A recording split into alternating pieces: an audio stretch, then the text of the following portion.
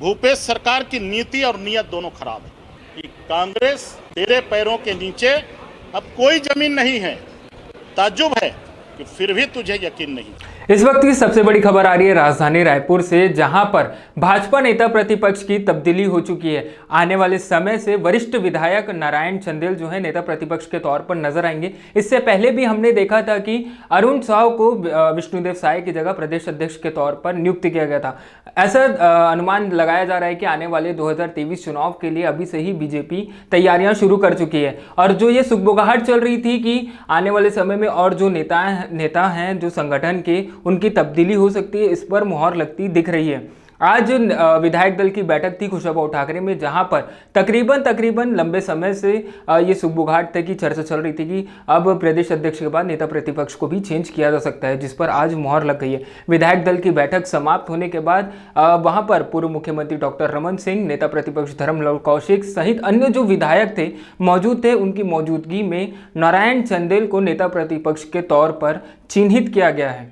आज हमारी विधायक दल की बैठक हुई और सर्वसम्मति से मेरे ऊपर विधायक दल के नेता का जिम्मेदारी पार्टी ने सौंपी है। मैं पार्टी हाईकमान का, पार्टी के सभी वरिष्ठ नेताओं का और माननीय धर्म कौशिक जी का बहुत बहुत धन्यवाद ज्ञापित करता हूं। मेरे सभी विधायक साथियों का मैं बहुत बहुत आभार व्यक्त करता हूं, जिन्होंने सर्वसम्मति से एक मत होकर के ये बड़ी जिम्मेदारी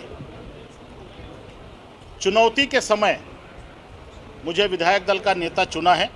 मैं सबके प्रति आभार व्यक्त करता हूं, धन्यवाद ज्ञापित करता हूं। रही हमारी प्राथमिकता की बात, हम सबको मालूम है कि छत्तीसगढ़ में जो कांग्रेस की सरकार है, श्री भूपेश बघेल जी के नेतृत्व में जो चल रही है, उसको उखाड़ करके फेंकना और आने वाले 2023 के चुनाव में छत्तीसगढ़ में शान से कमल खिलाना, यह हमारी पहली प्राथमिकता है। और इसके लिए हम सब लोग मिल करके काम करेंगे। भारतीय जनता पार्टी का एक एक कार्यकर्ता उसके लिए जूझेगा।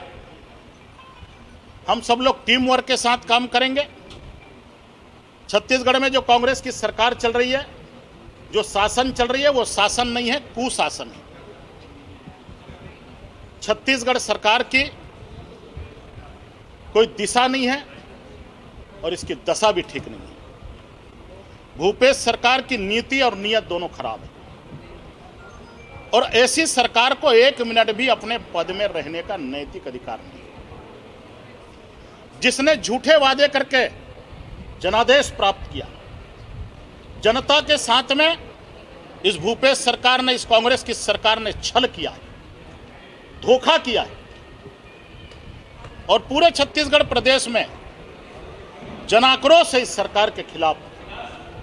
समाज का हर तबका, हर वर्ग इस भूपेश सरकार के खिलाफ में धीरे धीरे विरोध के स्वर उठने लगे हैं।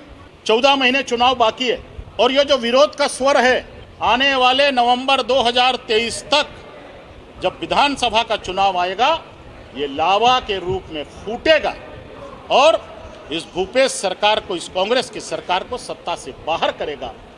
यही हमारी प्राथमिकता है। भूपेश की सरकार झूठ का पुलिंदा है। कांग्रेस की सरकार, हम कहते हैं कि लबरा मन के गठरी। और आज कमरछठ के दिन, आज कमरछठ का त्यौहार है। मैं सभी माताओं बहनों को छत्तीसगढ़ के कमरछठ तिहार के बहुत बहुत बधाई देता हूँ, शुभकामना देता हूँ।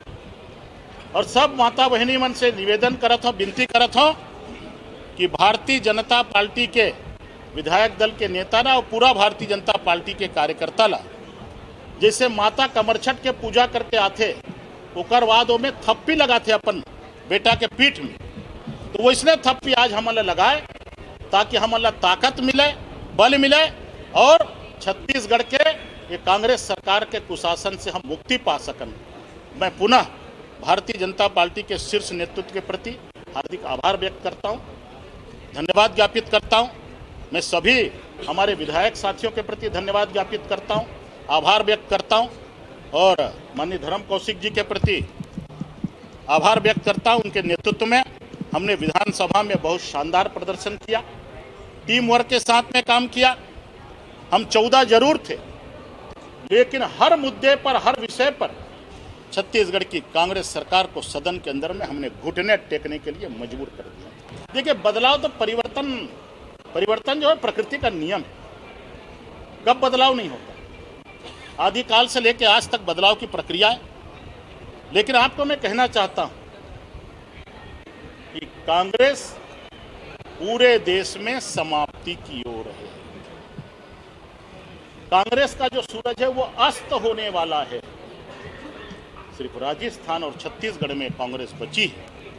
अब कांग्रेस के पांव के नीचे कोई जमीन नहीं है, और इसलिए इन पंक्तियों के साथ में मैं कांग्रेस के बारे में बोलना चाहता हूं कि तेरे पैरों के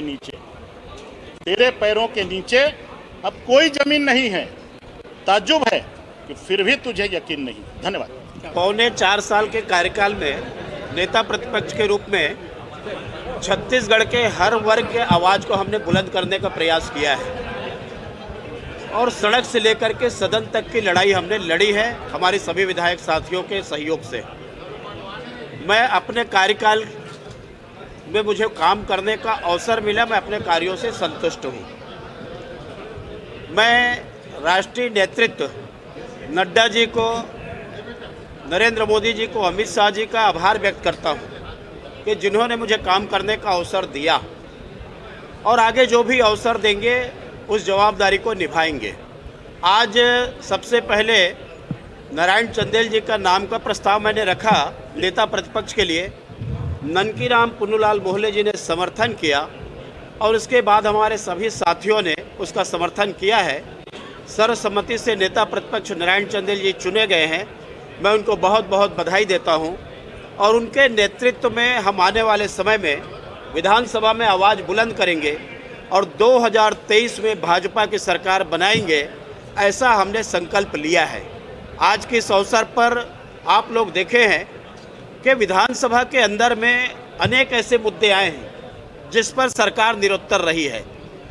सदन के कमेटी से जांच हो, ये भी हमने प्रश्न लगाया और कमेटी की घोषणा हुई। इसके साथ में चाहे संविदा कर्मी का मामला हो या उसके बाद में जो खरीदी का मामला हो और अन्य जो मामले हो, सरकार लगातार घिरती हुई आई है। 14 हमारी संख्या जरूर रही है, लेकिन एकजुटता पूरी दिखी है, और एकजुटता के साथ में हम लोगों ने काम किया है। हम आने वाले अब समय में भाई नारायण चंदेल जी के नेतृत्व में विधानसभा के अंदर और पार्टी के नवनियुक्त प्रदेश अध्यक्ष अरुण साहू जी के नेतृत्व में हम सब लोग काम करेंगे। और ये पृष्ठभूमि हम 2023 की रख रहे हैं कि भ्रष्टाचारी सरकार को निकाल करके फेंकना है और 2023 में भाजपा की सरकार बनानी है। मैं प्रिंट मीडिया के साथियों को भी बहुत धन्यवाद देना चाहता हूं कि आप लोगों ने लगातार हमारी आवाज़ को बुलंद करने का आप लोगों ने जो मदद किया, और आप लोगों ने दूर अंतिम छोर तक पहुंचाया, उसके लिए मैं आपका भी आभार व्यक्त करता हूं, और उम्मीद करता हूं कि आने वाले समय में आपका भी ये सहयोग निरंतर जारी रहेगा। देखिए, मैं विधायक हूं, 1.5 साल में चुनाव है, और 1.5 साल में यही तैयारी होगी। सरकार को उखाड़ फेंकने के लिए पूरा प्रदेश में दौरा करेंगे, क्षेत्र में दौरा करेंगे, और इनके जो जन विरोधी नीति है उसको लेकर के सड़कों पर जाएंगे। देखिए, मुझे टटोलने की आवश्यकता नहीं है। नेतृत्व के ऊपर भरोसा होना चाहिए। नेतृत्व परिवर्तन करते रहते हैं, और हमें उस आशा और बुलंदी के साथ काम करना चाहिए कि अंतिम नहीं है, और राजनीति में कभी अंतिम नहीं होता, फिर शुरुआत होती है। और इसलिए हम लोग को जो अवसर मिला है, हमने काम किया। जो भी जवाबदारी देंगे उसके लिए हम लोग तत्पर रहना चाहिए।